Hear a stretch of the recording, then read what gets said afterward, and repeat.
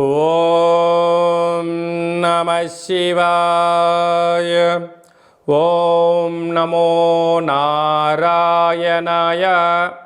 నరదృష్టి నివారణ, కర్మ నివారణ, సకల సంచిత కర్మ, ప్రారబ్ధ కర్మ, ఆగమిక కర్మ, దగ్ధ నివారణ, తులాభార కాల భైరవాయ నమో నమః. ఓం దిగంబరాయ విద్మహే తంత్రక్షేత్రాయ ధీమహి తన్నో సంహారకాల భైరవ ప్రచోదయాత్. ఓం శ్రీ మహాలక్ష్మీదేవ్యై నమోస్తుతే. ఓం గణానాం త్వా గణపతిగుం అవామహే కవిం కవీనాపవస్త్రవస్తవం జ్యేష్ఠరాజం బ్రహ్మణస్వత ఆనశృణ్వన్నోతిభిస్సీదసాదనగుం శ్రీ మహాగణాధిపతయే నమః. హరి ఓం. 1వ తారీఖు 9వ నెల 2024 నుండి 15/9/2024 వరకు పుట్టినటువంటి వారందరూ కూడా ముందస్తుగా జన్మదిన శుభాకాంక్షలు. 1/9 నుండి 15/9 వరకు ద్వాదశ రాశుల్లో గ్రహ గమనాల్ని ఒకసారి వీక్షింపచేద్దాం. వృషభ రాశిలో దేవగురు బృహస్పతి శత్రుస్థానంలో సంచార స్థితి. మిథున రాశిలో కుజ భగవానుడు, కర్కాటక రాశిలో బుధ భగవానుడు, సింహరాశిలో ఏడాది తర్వాత రవి భగవానుడు, కన్యరాశిలో శుక్రుడు మరియు కేతు సంచార స్థితి, కుంభరాశిలో శని భగవానుడు వక్రగమన సంచార స్థితి, మీనరాశిలో రాహు భగవానుడు సంచార స్థితితో ద్వాదశ రాశుల్లో గ్రహ గమనాలు ఈ విధంగా ఉన్నాయి. అందరికీ ముందస్తుగా వినాయక చవితి పండగ శుభాకాంక్షలు. సింహరాశి వారు సోమవారం అమావాస్య, సోమవతి అమావాస్య, మంగళవారం అమావాస్య, కాళ అమావాస్య సందర్భంగా ఎలాంటి విధి విధానాలు పాటించాలో ఈ వీడియోలో సవివరంగా సంపూర్ణంగా తెలుసుకుందాం. సింహరాశిలో ఏ నక్షత్రాలు వస్తాయనగా మఖా నక్షత్రంలోని 4 పాదాలు, ఉబ్బా నక్షత్రం 4 పాదాలు, ఉత్తరా నక్షత్రంలోని 1 పాదం కలిపితే సింహరాశి అవ్వడం జరుగుతుంది. అలాగనే చాలామందికి పుట్టినటువంటి కాల సమయంలో డేటా బర్త్లో లేనటువంటి కారణం వలన పేరు యొక్క మొదటి అక్షరాన్ని అనుసరిస్తూ ఆ రాశిని తెలుసుకునే ప్రయత్నం చేద్దాం.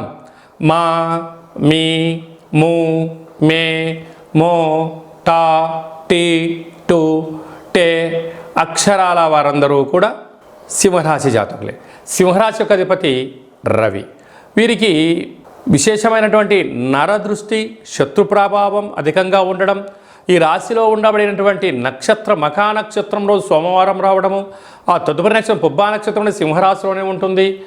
ఆ రోజు మంగళవారం రోజు అమావాస్య రోజు రావడం, అలాగనే రాశాధిపతి రవి స్వక్షేత్రకంగా ఉంటూ ఉండడం, అలాగనే ఏకాదశి స్థానంలో లాభస్థానంలో కుజుడు సంచారం చేయనప్పుడు వీళ్ళు అనేక రకాలమైనటువంటి శత్రుబాధ, ఈతి బాధ, నరదృష్టి, దుష్టగ్రహాల యొక్క పరిస్థితి ఉంటుంది కనుక వీటిని తొలగించుకునే మానవ ప్రయత్నం చేసుకోగలగాలి. కనుక ఈ అమావాస్య రోజున ఒక తెల్లటి గుమ్మడికాయను కానీ, కొబ్బరికాయను కానీ, ఎర్రటి గుమ్మడికాయను కానీ సగభాగాన్ని కట్ చేసి ఇంట్లో పూజా మందిరంలో కానీ మన యొక్క గృహ ఆవరణలో పసుపుతో, బియ్యం పిండితో అష్టదళ పద్మాన్ని వేసి, ఉప్పును పోసి, తెల్ల ఆవాలను పోసి ఈ గుమ్మడికాయను పెట్టి 8 రకాల ఒత్తులు పెట్టి వెలిగించి కూష్మాండ దీపం దగ్గర కాళభైరవ స్వామి వారి యొక్క అష్టోత్తరాన్ని చెప్పుకొని, అలాగనే మనసులో కోరికను కోరుకొని ఆ దీపానికి యథాశక్తిగా నైవేద్యంగా ఏర్పాటు చేసుకొని, అంటే పులగం కానీ,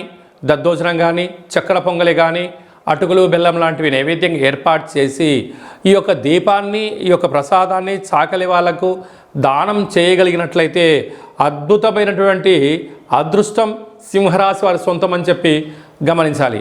అలాగనే ప్రభుత్వ ఉద్యోగస్తులు, ప్రభుత్వ ఉద్యోగంలో ఉండబడేవారు, సాఫ్ట్వేర్ హార్డ్వేర్ ఉద్యోగస్తులు, ప్రభుత్వ ఉద్యోగంలో నియమితులై ఉద్యోగ ప్రమోషన్ చేయాలనుకుంటున్నవారు, స్వయంవృత్తులు, సేవారంగాలు, వ్యాపారంగ కార్యక్రమాల వారికి కొద్దిపాటి ఇబ్బందికరంగా ఉండినను మనోధైర్యం చేత, ఆత్మస్థైర్యం చేత ముందుకు వెళ్ళగలిగితే అదృష్టం సింహరాశి వారు సొంతం అని చెప్పి గమనించాలి. అందరికీ ఆశీర్వచనం. ఓం శతమానం భవతి శతాయు పురుష సతేంద్రియ ఆయుష్యేవేంద్రియే ప్రతిష్టతి ధనం ధాన్యం బహుపుత్రలాభం శత సంవత్సరం దీర్ఘమాయు సర్వే జనా సుఖినో భవంతు లోకా సమస్తా సుఖినో భవంతు సర్వం విఘ్నేశ్వరార్పణమస్తు.